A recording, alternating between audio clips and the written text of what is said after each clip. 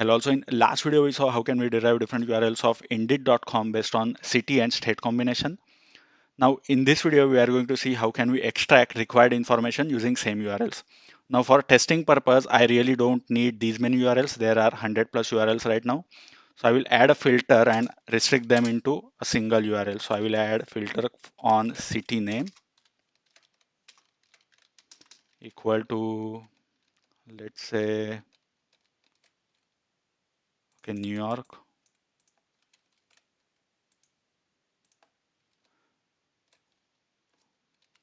Perfect. And if I run this guy, I'll get only one URL and I will copy that and let's run that on browser.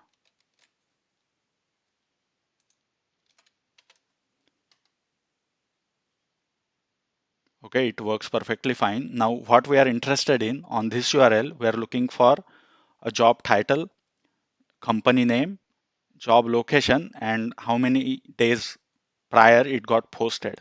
So if I right click on inspect, okay, it will lead me to this code. So DOM hierarchy and our entire information. So if I hover my mouse, it will highlight over here. And if I highlight on this, go to this div tag for this particular class, okay, this div tag and this class, I will get to see all the information available. So basically using Beautiful Soup, if I look for that particular class and that particular div, I will get all the required information available. So under this div tag, everything is there. Okay, what are information basically I'm looking for. So what I will do, let me go back to our existing code and I will modify that code a bit. So, okay, so over here we'll get our URL and I will call this function inside this. Okay, now it will accept two arguments. So table name and base URL. Okay, and I will pass this. As of now, we are not going to insert any records into a table. So I will pass a dummy name, let's say indeed.com, let's say. I don't need to print this base URL now. And it's a variable. Okay, so now basically I'm passing two values to this function, table name and base URL. Since I'm not inserting, I'm not going to insert any records as of now in this table, I will comment this guy. We are passing the base URL from earlier function response and this looks okay. And what I will do, I will simply comment it. Okay, so far so good. And let me print this content of soup object and I will run this now. Let's see what happens. Okay, it's printing. So it worked perfectly fine as of now.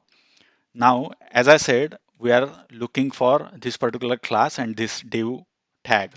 Okay, so I will copy the same for loop. So find what? Find div object, div tag under class, and this is a class. Perfect. And divs, and let's print those divs.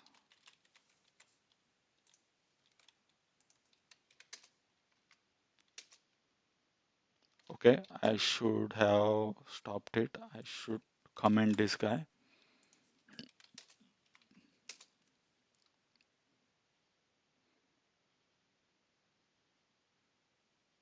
What happened? Nothing got printed. Now why is that? So let me comment this and let me print this soup object again.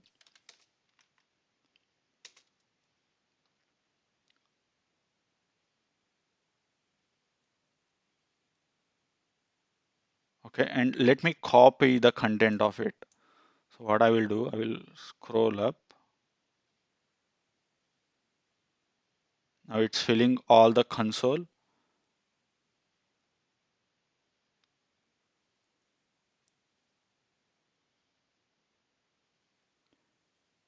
And let me copy this.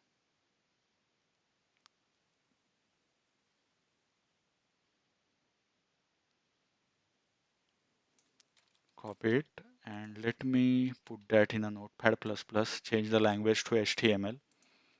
And now what we are looking for is, we are looking for this particular class. Okay, let me search this class manually. I did not find it. So let's look for this job title, border patrol agent. I did find it, but look at this. It's not inside this div tag. Okay, so we are seeing this actual DOM hierarchy, but when I'm looking at or searching that into whatever output which we got from request.get, I'm not seeing that DOM hierarchy. Whereas instead, it's all embedded inside a script, JavaScript tag. Okay, so somehow the way they develop this code is when you are calling this request.text, it is not giving us the actual DOM hierarchy. Okay, so it's very difficult to extract that information when I'm calling request.get because I'm not getting that DOM hierarchy. I cannot pass that using Beautiful Soup. Okay, but when it is actually hitting the browser, then only that hierarchy is getting formed. So they have uh, they are trying to hide that information with some technique. Okay, so but there is a way. So as of now we are stuck. We do not know, we cannot use this request.get. Okay, and on that response text we cannot run our Beautiful Soup because it doesn't have that DOM hierarchy.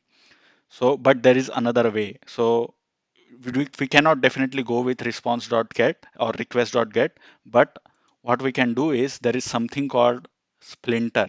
Okay, so if you Google, let's say Splinter in Python, you will come across the same documentation. Okay, same link. Let me close this guy, we don't need. Now if I let me go back, and if you read this, so Splinter is an open source tool for testing web application using Python. Okay, that is what we are doing. We are working with web application. It lets you to automate the browser action. Okay, so that is what we are trying to do. We are going to automate the browser action, such as visiting the URLs and interacting with their items. Now over here, let's scroll down, and they have mentioned under uh, over here they have mentioned this browser based drivers. Okay, and since we are working with Chrome, let me click on here. Now look at that. So if we check this, they are specifically talking about WebDriver, Chrome WebDriver. So let me Google it. So there is some separate installer for Chrome WebDriver. So if you are trying to work with Splinter, you need to have this Chrome WebDriver installed on your machine. Now they over here in that same Chrome WebDriver documentation, you will get to see different versions of it. So you need to choose a particular version based on what Chrome browser you are using. So I am using 92.0. So that's why I downloaded this one. All right. If I download 93, it won't work. So I'd have downloaded this 92.0 at my local machine. So if I go over here, open folder location. So this is a path. All right. And let me go back to the documentation again. And let's look at the code, sample code which they have given. So if I scroll down, I'm sorry. So if I check this one, so this is the sample code which they have mentioned. And also you need to first install the Selenium. I think I have already installed it. So let me pip uninstall, and I will give Selenium. Okay, I'm again installing it. Perfect, Selenium got installed, and in order to use that Selenium, I need to copy this code. I will copy that code, same program, and I will move these two things over here. Perfect. I need to specify this path over here of Chrome driver slash. Perfect. So this is the executable path that will go as a parameter, and we are calling this browser method. Okay, let me go back. So what it says is Chrome can also be used to custom path. To do this, pass the executable path as a dictionary to the argument. The dictionary should be set up with executable path as a key, and the value set to the path to the executable file. So basically this browser object will point to this executable path. Okay. Now after that, so let me go back to the sample code. So let me copy this entire code here. Okay. So we already have the URL. I will delete this guy, and instead of URL, I will use base URL. So far so good. Now our intention is we have to visit that page, HTML page. So that's why we are calling this visit method. And after that, we are looking for this DOM hierarchy. So if I go back here, we are looking for this DOM hierarchy. So how can I get that HTML or DOM content? So for that, if I go to this browser link and if I scroll down, there is a method called HTML. So you can use HTML attribute. It's not a method, it's an attribute. You can verifying the page content with browser.html. So you can use HTML attribute to get the HTML content of the visited page. So I will copy this guy and let me print it.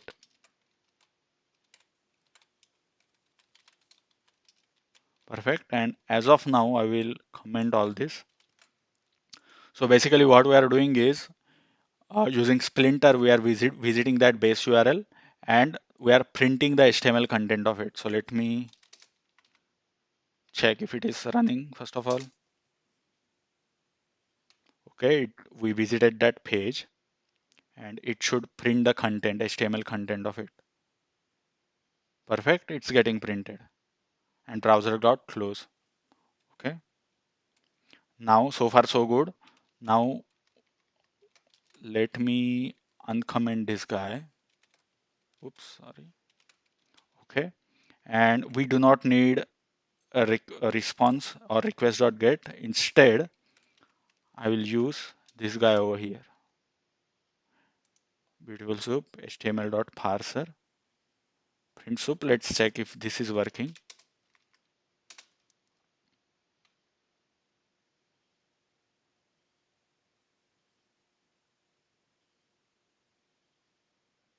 It's still working. All right.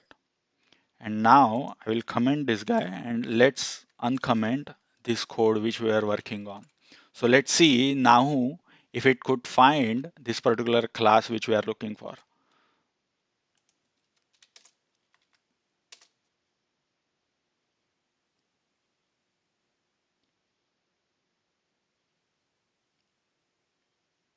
Perfect. Now it worked. So now let me go back and instead of browser.html, if I use response object, response.text, okay, what I will do is let me copy this guy. Instead of browser.html, I will use response.text and it won't work that way. Perfect.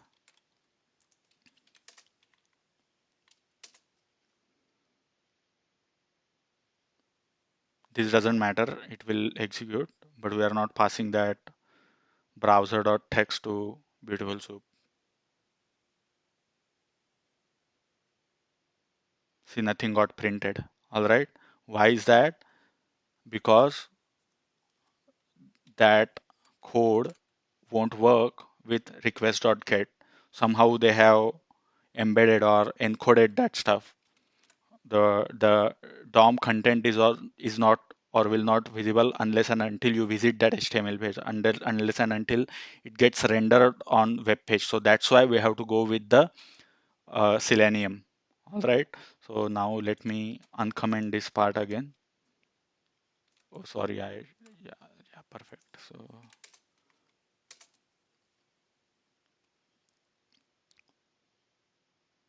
So Selenium is kind of a savior when stuff doesn't work based on request.get. Okay. So thank you for watching this video, and in the next video, we are going to extract these actual information, all these attributes which we are looking for, that we'll see in the next video. Thank you.